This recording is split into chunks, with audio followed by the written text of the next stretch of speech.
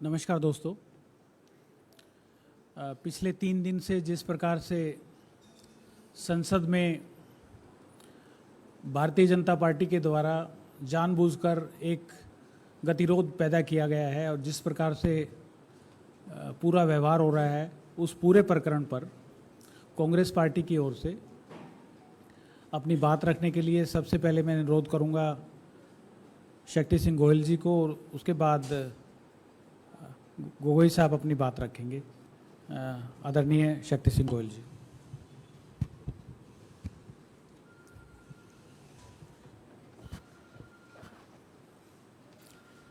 नमस्कार साथियों, short notice में आप लोगों को बताया था और आप सब पहुंचे हैं। मैं आप सभी का स्वागत करता हूं, धन्यवाद करता हूं। हमारे लोकसभा में सीनियर साथी आदरणीय गोगोई जी, विनीत पुनिया जी और साथियों, जो घटना मणिपुर में घटी, मणिपुर हमारा देश का एक अभिन्न अंग है, हमारे परिवार के लोग हैं वहां। किसी पत्थर दिल आदमी का भी दिल रोने लगे, उस तरह की घटनाएं, और दुनिया भर में इस बात को लेके जिसके दिल में थोड़ी सी इंसानियत है वो खुद बोल उठा कि गलत हो रहा है। दुनिया भर की पार्लियामेंट में भी कहीं ना कहीं इसकी गूंज उठी। आपने देखा होगा ब्रिटेन की पार्लियामेंट भी इस बात की चर्चा कर रही है। हमने पहले ही दिन मांग की राज्यसभा में, लोकसभा के बारे में हमारे साथी गोगोई जी आपसे बात करेंगे। राज्यसभा में हमने पहले दिन नियम 267 के तहत नोटिस दिया। ये जो आज गृह मंत्री भी, मुझे तो बड़ा दुख है क्योंकि मैं गुजरात से आता हूं, उस पद पे सरदार वल्लभ भाई पटेल बैठा करते थे गृह मंत्री बन के, जहां लोह पुरुष थे, सच की आवाज थी।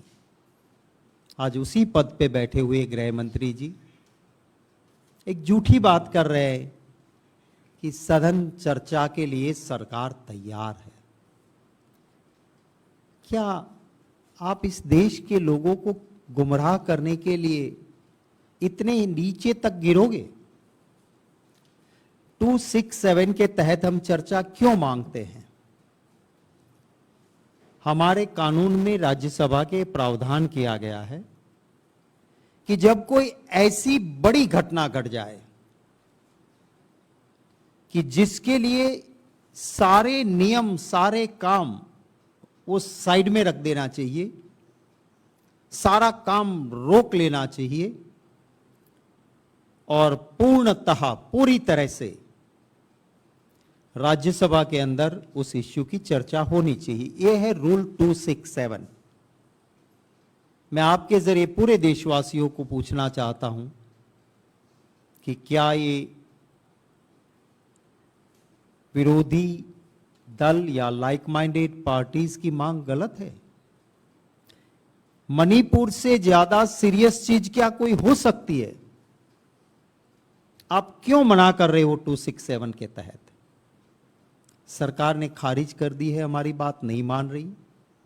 हम चर्चा के लिए जब कहे, कोई बात बीच में नहीं रहेगी। दलगत राजनीति से ऊपर उठ के इंसानियत के नाते वहां जो हैवानियत हुई है उनकी बात इंसानियत के नाते हम करना चाहते हैं। कुछ सुझाव देना चाहते हैं, कुछ गलतियां हुई है उसको दिखाना चाहते हैं, और मणिपुर में मरहम लगाने का काम होगा अगर 267 के तहत पूर्णतः चर्चा होगी। अब बीजेपी क्या कहती है? नो, 267 नहीं, क्योंकि यहां पूरी चर्चा भी होगी।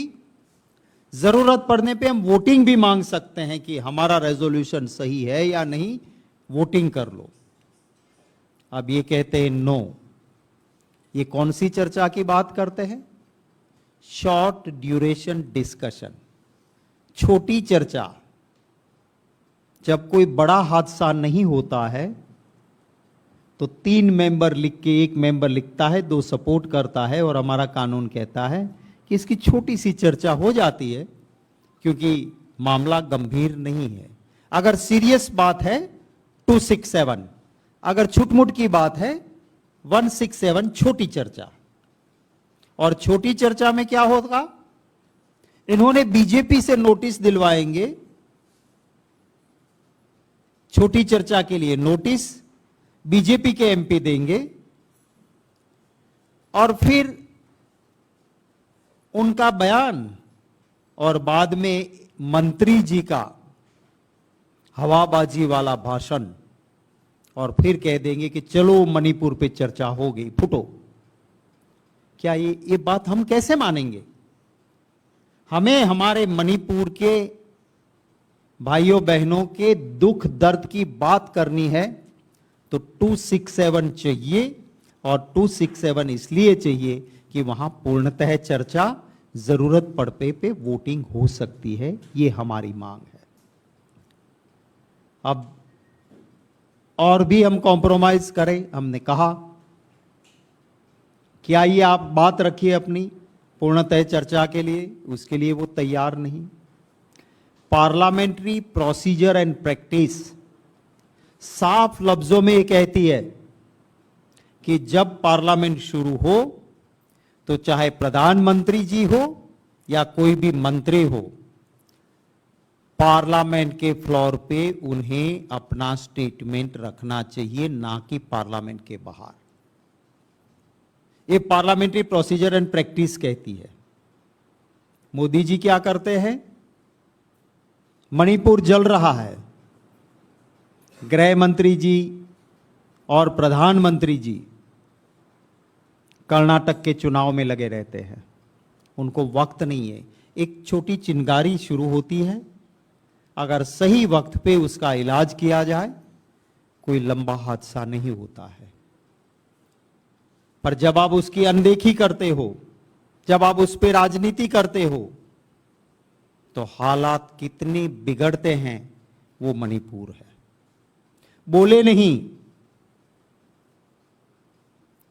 काफी दिन हो गए, पार्लियामेंट तो नहीं, पार्लियामेंट के बाहर भी नहीं बोले, जब सुप्रीम कोर्ट ने कहा कि matter is very serious, government act करे वरना हमें एक्ट करना पड़ेगा।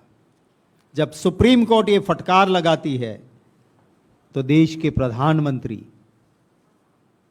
सदन के बाहर, पार्लियामेंट के बाहर कुछ सेकंड के लिए कहते हैं कि मुझे बहुत दर्द हुआ है, मुझे दिल में बड़ा क्रोध है। वो दर्द और क्रोध कब उठा? जब सुप्रीम कोर्ट ने फटकार लगाई।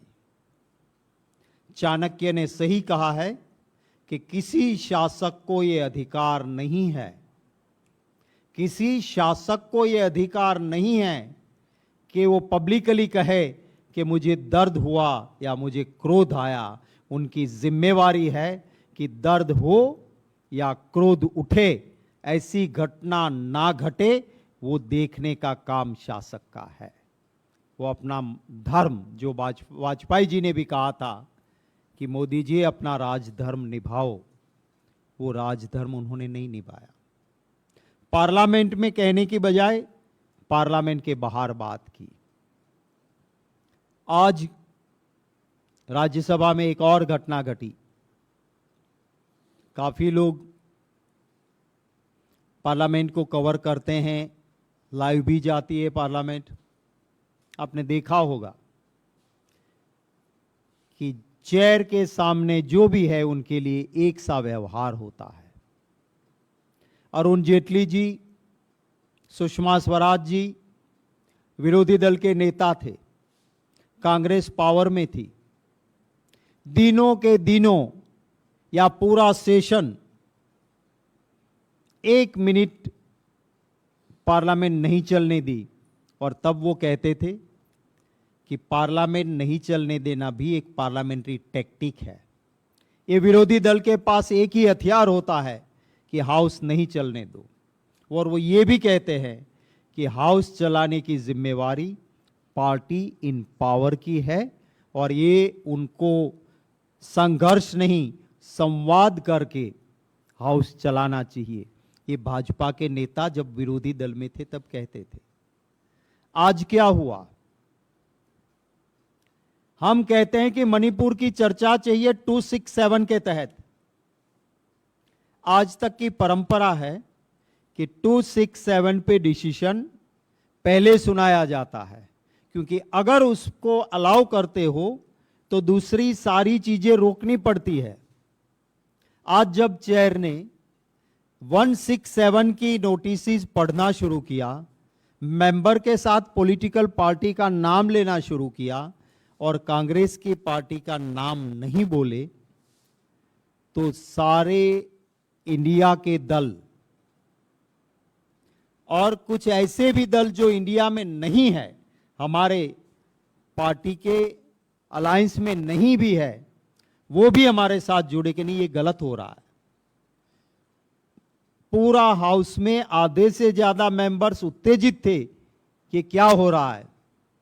उस वक्त जब चेयर ने अपने कानों पे माइक्रोफोन लगा लिए थे, तो हमारे मेंबर एक इंडिया के संजय सिंह वो गए वेल में कि साहब 267 पे पहले न्याय तो करो। आज तक कभी ऐसा नहीं हुआ है कि सिर्फ गए बात करने, ना उन्होंने कोई कागज फाड़ा है, ना कहीं टेबल पे चढ़े हैं, ना कोई अनपार्लियामेंट्री वर्ड बोले हैं। उसे पूरे सेशन के लिए निष्कासित किया जाता है। ये लोकतंत्र की हत्या है। पार्लियामेंट्री डेमोक्रेसी में ऐसा कभी नहीं हुआ है। तो इन्हें थोड़ा नजदीक रखने से आवाज नहीं जा रही। इन्हें हम सरकार को कहना चाहते हैं कि आखिरी जनता जनार्दन है, सब देख रही है। चर्चा दो, 267 के तहत दो, ये हमारी मांग है। और इस मांग को लेके अगर उनके पास कोई और बात है कि पूर्णतः चर्चा हो, तो प्रधानमंत्री जी आए, बयान दे अपना, उसके ऊपर हम चर्चा करें। वो हमारी मांग है। जो ये सरकार कह रही है कि कहीं और लोगों के साथ जोड़ रही है, मैं ये कहना चाहता हूं कि अगर कहीं पर भी अपराध होता है, गलत है। अपराधी कौन है, शासक किस राज्य का है, किस जाति किस मजहब से कोई लेना देना नहीं। लेकिन कहीं पे कोई घटना घटी है, उसको मणिपुर के साथ जोड़ना, वो मणिपुर का अपमान है, हमारे देश का अपमान है। और जिस राज्य को आप जोड़ रहे हो, मणिपुर के जो हादसे हुए हैं उसके साथ आप अगर, क्योंकि राजस्थान और छत्तीसगढ़ में कांग्रेस की सरकार है या वेस्ट बंगाल में उसको पसंद नहीं ऐसी सरकार है, तो उनके साथ जोड़ना ये उस प्रांत के हर नागरिक का भी अपमान है। और मणिपुर के उन माताओं बहनों के दर्द के ऊपर मिर्ची लगाने जैसा ये काम है, जिसका मैं कड़े लफ्ज़ों में विरोध करता हूं। मैं अनुरोध करता हूं हमारे साथी गोगोई जी को, वो लोकसभा में जो बात हुई है उनकी बात आपके सामने रखेंगे और बाद में आपके कोई सवाल होंगे तो उनका स्वागत रहेगा। पहले ठीक चल रहा था, इसको क्या डिस्टर्ब किया? पहले तो ठीक चल रहा था। Thank you. We have the President of the Gujarat Pradesh Congress Committee, Shakti Singh Gohil ji, Vineet Punia ji, and friends of the media. Thank you for coming here to the AICC headquarters for this press conference, which has been called on a short notice. I would just say a few points in English, and I would add to what my senior colleague Shakti Singh Gohil ji has said. If you look at the actions of the BJP inside the parliament over the last few days, it is clear that the Prime Minister is afraid of speaking inside parliament. He is scared to debate the issue inside Parliament. We have heard the ministers of the ruling party saying that they are ready for a discussion. We have said we are ready for a discussion. The only person who has not said anything inside Parliament, the only person who has not been seen inside the Parliament is the Honorable Prime Minister of India. So it is absolutely clear that the Prime Minister has no intention of raising the issue of Manipur inside the Parliament. Now, what could that reason be? He will only know better. Is it because of the gross mismanagement of his central government and the state government? Is it the guilt that he has failed the people of Manipur? Or is it that he simply has no answers as to why he is allowing the Chief Minister of Manipur, N. Biren Singh, to continue in his position? He has absolutely no answers. And that's why, as Shakti Singh ji said, at the beginning of Parliament, he said a few words to the media outside the Parliament, and that's it. He has no more to say. Why is the Prime Minister so unwilling, so afraid to speak inside the Parliament? He can go to the US and address a joint session of American policymakers in the US Congress or their version of Parliament, but he cannot speak inside our nation's Parliament. He can go to France and hug Macron, but he cannot go to Manipur and hug the victims of rape, hug the victims who have lost a family member. So it is absolutely clear, and especially from the statement today made by the Union Home Minister, that the BJP are shielding the Prime Minister from speaking inside Parliament. They just want a symbolic discussion, as Shakti Singh ji said, a short duration discussion. They want to treat Manipur as an ordinary law and order issue, and they want to have a regular discussion under 193 or under a separate rule in the Rajya Sabha, where the chairman or the speaker can curtail the time. And instead of having a broad-based discussion, instead of we, the people of India, asking the Prime Minister as to why has he not visited Manipur, as to why he is allowing this government to continue, we will not be allowed to raise these questions to the Prime Minister or hear his answers. So, not only the opposition parties, people of Manipur are protesting on the streets of Delhi. The daughters of Manipur, the daughters of India are protesting across the streets of Delhi, across the streets of major cities in India, and they are saying, where is the Prime Minister? Daughters of India and daughters of Manipur are asking, why is the Prime Minister silent? At least to them, the Prime Minister should give some iota of respect and speak to their concerns inside Parliament. Prime Minister has not even the courtesy to meet his own party MLAs from Manipur. Before leaving for the US, his MLAs were camping in Delhi, wanting to raise the issue, but Prime Minister had no time for them. So is it a cold-hearted calculation, as Shakti Singh ji said, that his heart must be made of stone?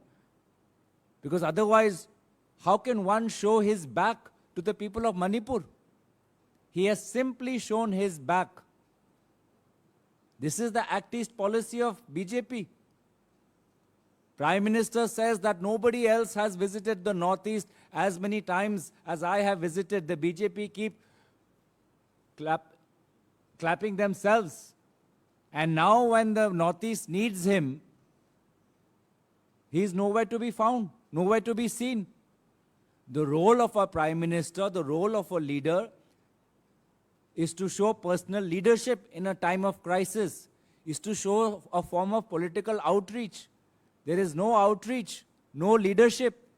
He has outsourced everything to his BJP cabinet and BJP chief ministers who are acting as bouncers. Like the way you cannot address a celebrity, these bouncers of the BJP, the chief ministers and cabinet ministers, are shielding the prime minister from tough questions. The prime minister thinks that he's above the Parliament of India.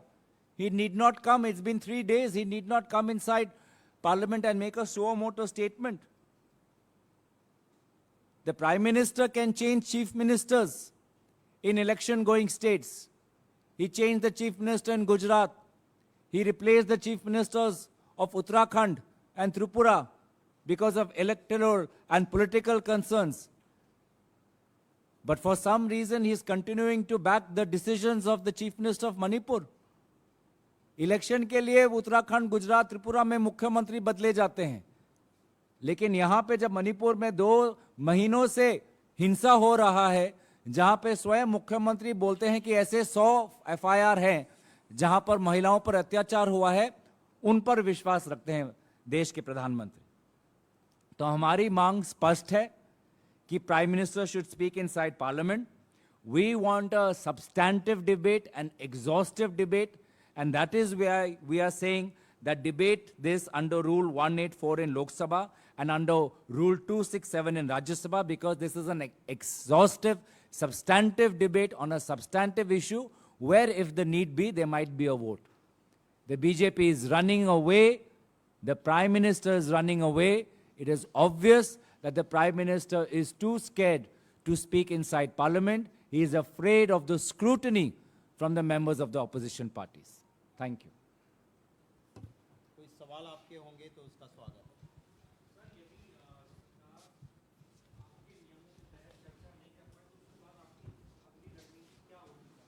देखिए, हमारी मांग यही है कि इसके तहत चर्चा के लिए तैयार होना चाहिए. मणिपुर की घटना को ऐसे छूट-मूट घटना हम नहीं कह सकते हैं. हम हमारी मांग रखेंगे, अभी दिन बाकी है. सम विजडम विल प्रिवेल, कुछ ना कुछ समझ आएगी और करेंगे, यही हम उम्मीद रखते हैं. I just wanted to know कि आपने raise किया, the government is not ready to agree to your demand.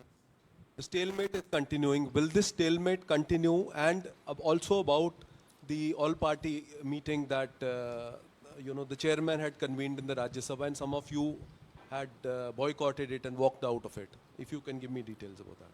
देखिए, पहले जब मैंने कहा कि भारतीय जनता पार्टी ऑपोजिशन में थी, तब वो भी वही कहती थी कि सरकार की जिम्मेवारी होती है सदन चलाने की, ना कि ऑपोजिशन की. संघर्ष नहीं, संवाद करें, ऑपोजिशन की बात माने. वो बार बार बीजेपी का स्टैंड रहा था. हम सभी ऑपोजिशन पार्टी पार्लियामेंट के अंदर बात करना चाहते हैं. हम चाहते हैं कि मणिपुर की ठीक से बहस हो, वहाँ के लोगों के लिए ये विश्वास बढ़े, मरहम लगाएं. वो कब हो सकता है? जब 267 के तहत. पहला तो ये है कि आप किस नियम के तहत चर्चा करते हो. अगर हम बीजेपी की बात मान लें, इसका मतलब ये है कि मणिपुर की घटना सीरियस नहीं है, छूट मूट वाली बात है, शॉर्ट ड्यूरेशन डिस्कशन. पहले ही हम इसका मणिपुर के लोगों को लाइटली करके इनका अपमान कर रहे हैं, जो हम नहीं करना चाहते. The moment government will agree कि 267 के तहत चर्चा करो, पहला मैसेज ये जाएगा कि मैटर इज वेरी सीरियस, ये संगीन मामला है और सारा काम रोक के पहले इस पे डिस्कशन हो रहा है. इस मीन्स पूरे देश की संसद मणिपुर के साथ खड़ी है. वो एक मैसेज भी जरूरी है. हमारी जिद जरूरी नहीं है, डिस्कशन पूर्णतः हो और एक मैसेज जाए. अगर दुनिया की पार्लियामेंट इसके ऊपर चर्चा करती है, फिर तो हमें समझना चाहिए. तो ये हमारी मांग है. उम्मीद करते हैं कि सरकार इस मांग को स्वीकार करेगी। Sir, नहीं, वी मैट, हम मिले जब रवैया ठीक नहीं होता है। आज जिस तरह से हाउस में घटना घटी, 267 के तहत शॉर्ट नोटिस को पहले बताया गया, बीजेपी की पार्टी का नाम लिया जाता था, कांग्रेस का नहीं, और संजय सिंह के सस्पेंशन, उसी तरह से जिसकी कोई, आप एक लेमैन को पूछ लो, कोई भी पार्लियामेंट का काम चलता है, लाइव होता है सबके लिए लाइव होता है। अगर किसी एमपी ने जिस तरह से रजनी पाटिल जी को 6 महीने से बाहर रखा है, उसमें क्या गुनाह है उसका? चलो गुनाह 100% एलिगेशन सच मानो तो भी क्या है कि भाई आपने हाउस के अंदर का वीडियो किया था, ना टेम्पर किया है, ना गलत किया है, हाउस लाइव होना चाहिए, ये कानून है। इससे पहले बीजेपी के काफी एमपीज ने वीडियो ऐसे किए हैं हाउस के अंदर के, इसको 6 महीने से हाउस के बाहर रखा। आज संजय सिंह को जिस तरह से निकाला गया, तो सारे एमपीज सभी पार्टीज के हमारे मिलके गए। हमारा जो अलायंस बना है इंडिया, उसमें केशव राव जी नहीं थे, वो भी हमारे साथ आए कि नहीं ये गलत हो रहा है। और जब हम बैठे तो जिस तरह से मैंने पीयूष गोयल जी को मैंने कहा कि you are leader of the house, it is your duty, समाधान करो, संघर्ष नहीं, ये तुम्हारे नेता कह के गए हैं। पर रवैया जो था वो ठीक नहीं है, इसलिए ये हाउस नहीं चल रहा है। तो हमने ऑल पार्टी मीटिंग में गए भी, बात भी रखी, पर सामने से जब एक अड़ियल रवैया रहता है तो हमारे पास और कोई इलाज नहीं रहता है। Sir, our reporter, Times Now's reporter who's been reporting from there in Manipur, ground reports she is sending, when she confronted the CM of Manipur, he completely refused to give any answer, not just on the violence, but also the arrests that had been claimed by the government of Manipur. And even the security of CM had pushed her, and he completely refused to give any kind of answer. How do you see the silence of Chief Minister of Manipur? I've been saying from day one that the Chief Minister of Manipur is a key protagonist in this conflict. He is a key stakeholder as to why there is no peace in Manipur. And as I said, I do not understand as to why Prime Minister Modi is still supporting him. A Chief Minister who for 2 months did not know that such brutal accidents of gang rape is taking place does not deserve to sit on his chair anymore. When the Prime Minister can replace Chief Ministers in Gujarat and Uttarakhand and Tripura before an election, why is he continuing to support this Chief Minister? So, this Chief Minister has failed all people of Manipur, whether they are Meitei, whether they are Kuki, whether they are Naga. Everybody has lost someone, everybody has suffered, and the Chief Minister has failed to protect all communities. He's failed to fulfill his most important mandate, which is to secure the lives of the people. And that is why even in our state unit of Manipur, they are saying that the Chief Minister must go. And many senior leaders of the India Alliance are saying that the Prime Minister, through the Government of India, should impose President's rule, so that there is a neutral administration, an administration that is sensitive to the concerns of all communities in Manipur. I would like to add, यही है चाल चलन और चरित्र Bharatiya Janata party का। अगर ये सा चाल चलन और चरित्र नहीं होता तो मणिपुर इस हद तक वहाँ के हालात खराब नहीं होते। जिस तरह से मीडिया भी डेमोक्रेसी में उनका भी एक रोल है, अगर उनके साथ बदतमीजी चीफ मिनिस्टर के इर्द गिर्द के लोग करते हैं, उनके सामने करते हैं, तो वहाँ की आम जनता की हालत क्या होती होगी वो इसी के ऊपर से पता चलता है। Yes please. मिजोरम से भी खबरें इस बात की आ रही हैं कि वहाँ पर भी जो मैती समुदाय के लोग हैं वहाँ पर भी कुछ ऑर्गेनाइजेशन ने उनको कह दिया कि आप यहाँ से पलायन करें। तो ऐसे में आप नहीं समझते ये प्रॉब्लम बहुत नॉर्थ ईस्ट स्टेट्स में बढ़ती जा रही है, आगे भी फैल रही है? तो क्या आप लोग विपक्ष राष्ट्रपति का भी रुख करेंगे, राष्ट्रपति का भी दरवाज़ा खटखटाएंगे? क्या ये ऑप्शन भी आप लोगों के लिए खुला है क्या?